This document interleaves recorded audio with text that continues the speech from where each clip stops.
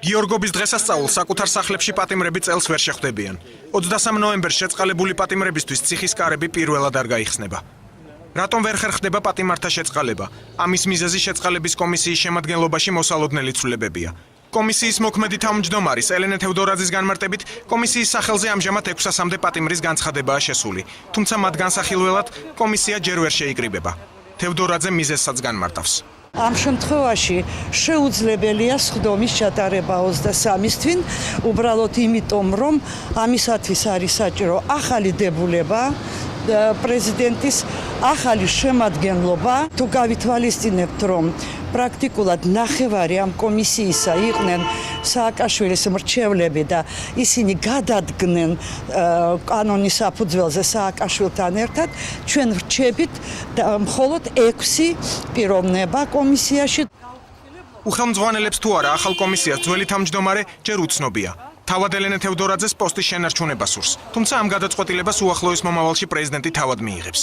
მე რა თქმა უნდა სურვილი მაქვს, მაგრამ ჩემს სურვილზე არაფერი არ არის დამოკიდებული, არის დამოკიდებული პრეზიდენტის ნდობის, ასე ვთქვათ, ნდობაზე გადაწყვეტილების მიღება. პატიმართა წლევანდელი შეწყალების პროცედურის შეფერხების შესახებ დღეს განცხადებები საკანონმდებლო ორგანოშიც გაკეთდა. პარლამენტის ადამიანის უფლებათა დაცვის კომიტეტის თავმჯდომარის ეკა ბესელიას განცხადებით, შეწყალების ძველი კომისიის დიდი ნაწილი პრეზიდენტ სააკაშვილის გუნდის წევრებით იყო დაკომპლექტებული. ხელისუფლების ცვლილების შემდგომ ახალი პარლამენტის პირობებში მან არ შეცვალა კომისია, პრაქტიკულად პოლიტიკური გუნდი შეინარჩუნა. ახალი პრეზიდენტის პირობებში მოკლე დროში ალბათ გიორგი მარგველაშვილი ამ კომისიის ფორმირებას მოახდენს, ისე რომ ეს კომისია რეალურად ასახავდეს იმ ვითარებას და რეალობას, რომელიც არსებობს ქვეყანაში. საპარლამენტო უმცირესობის წევრი ლევან ბეჟაშვილი კომისიის წევრთა მოსალოდნელ ცვლილებაში პრობლემას დღეს ვერ ხედავს. თუმცა მას არასდროს გაუპროტესტებია კომისიის ის შემადგენლობა, რომელიც წინა ხელისუფლების დროს პრეზიდენტმა დაამტკიცა. კომისიაში წევრთა დიდი ნაწილი სწორედ ნაცმოძრაობის რიგებიდან იყო.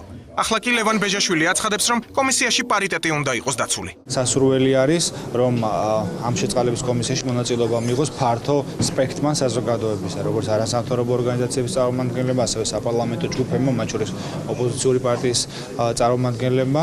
შეწყალების კომისიის ახალი შემადგენლობის დაკომპლექტების შესახებ განცხადება დღეს სასჯელ აღსრულების მინისტრის მოვალეობის შემსრულებელმაც გააკეთა. სოზარ სუბარი თვლის, რომ ახალი კომისიის მუშაობის პირობებში ის დარღვევები აღარ იარსებებს, რაც ძველი კომისიის ფუნქციონირებას ახლდა თან.